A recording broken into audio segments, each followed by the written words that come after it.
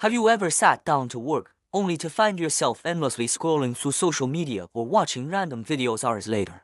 It is a problem many of us face intending to focus on something important but somehow always getting sidetracked. Meet Ryan. He is smart, ambitious, and has a dream he holds close to his heart to become a doctor. He knows what he wants, and yet, every time he tries to focus on his studies, his mind drifts elsewhere. Ryan isn't lazy. He has the intelligence, the resources, and the support he needs to succeed, but something keeps pulling him away from his goal. It's not a lack of talent, it's his inability to focus. Instead of diving into his textbooks, his phone buzzes with notifications. His mind wanders to what is trending on social media, or he gets lost in a series of mindless daydreams. He tells himself, I'll study later, but later never seems to come. The hours slip by, and Ryan realizes he has fallen behind. As the deadlines approach, panic sets in and frustration grows.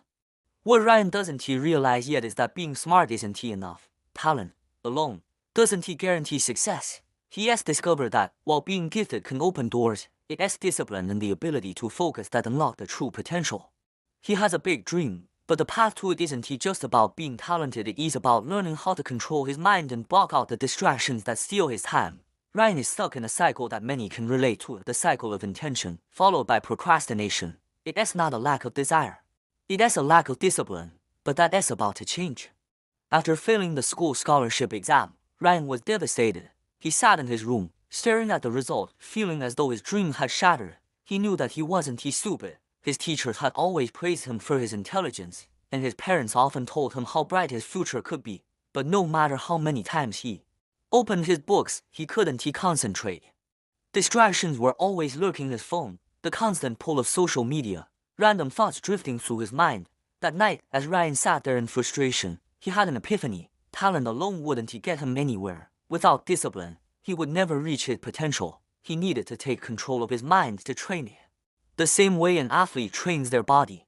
The next day, Ryan decided to take action. He sought advice from someone who could help him get his focus back, a mentor who could guide him not just in academics, but in life. He found Coach Miller, the physical education teacher at his school, who was known for instilling discipline and focus in even the most distracted students. Coach Miller didn't talk about studying techniques or memorization tricks. Instead, he shared the 4 fundamental principles of mental discipline. Control your thoughts out whenever your mind wanders, to bring it back to the task at hand. Create a routine, develop a daily schedule for studying and stick to it. Eliminate distractions. Put your phone away and create a distraction-free environment. Practice daily. Small, consistent efforts lead to big results over time. For the first time, Ryan felt like he had a clear, actionable path forward. The change wouldn't happen overnight, but it was the start of a new journey. Months passed, and Ryan's transformation was undeniable. At first, it wasn't easy. His mind still wanted to wander, and old habits were hard to break.